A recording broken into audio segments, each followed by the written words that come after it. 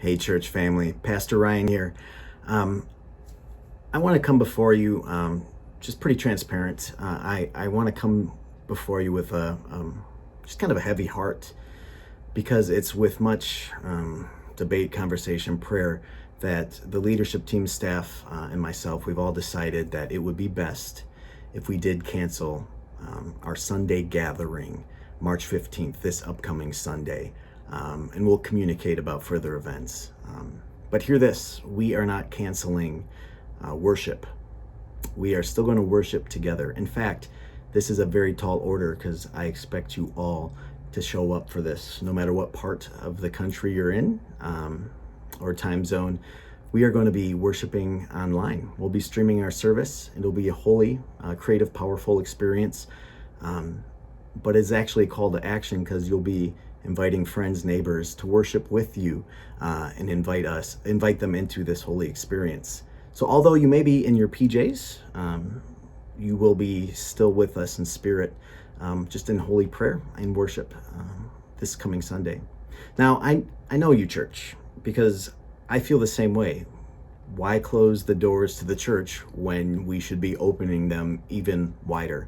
And if I know your heart and your faith, you are the type of people that would shake your fist at this virus and say, "Corona be darned, I am going to worship. God is bigger than any disease."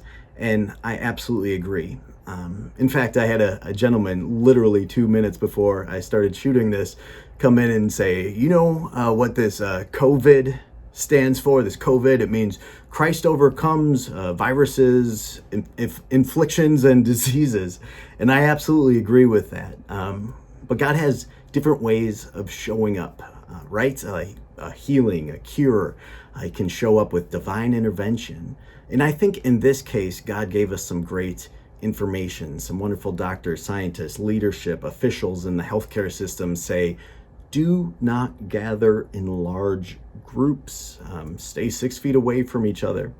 And to close the gates of the church, where we say God's arms are always wide open, seems scary. It seems not natural to our heart here as a church. And I totally agree with you.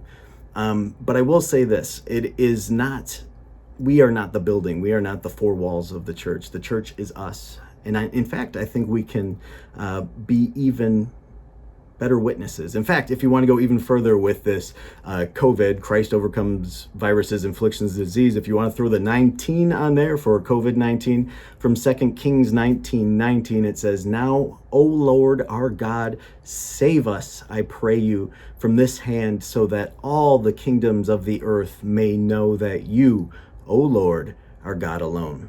I want you to be neighbors to your community by reaching out, giving a phone call, saying, how can I be praying for you? How can I be helping you?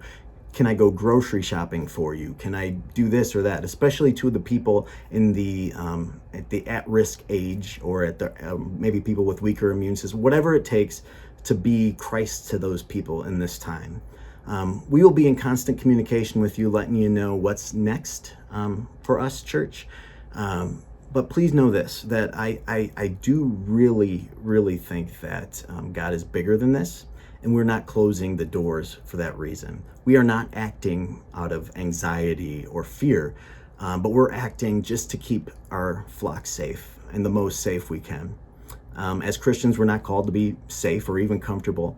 But as a shepherd of this church, I do feel that I would be heartbroken if anyone got this virus because of us just keeping the doors open, when wise leaders in our community has told us to get away from just large group interactions. So I think it's with wisdom that we are making this decision. And with holy action, there's something powerful, especially in this season of Lent, where we can come together in holy prayer, even if we're not physically together. And maybe as the church united across the map, we can do something so incredibly powerful as this lighthouse, and just share that over this thing called the interwebs, and just share the heart of Spirit of Joy as you invite people to worship with us. whether you're in your pajamas or in the comfort of your own bed, from a laptop, streaming TV, or whatever. But church, go in peace. And if you have any questions, don't hesitate to reach out here at the church office. Call or email me, ryan@spiritofjoy.org, or office@spiritofjoy.org. And please know that we'll be just praying for you relentlessly. Please be safe. And please know you are loved. God bless you all. Go in peace.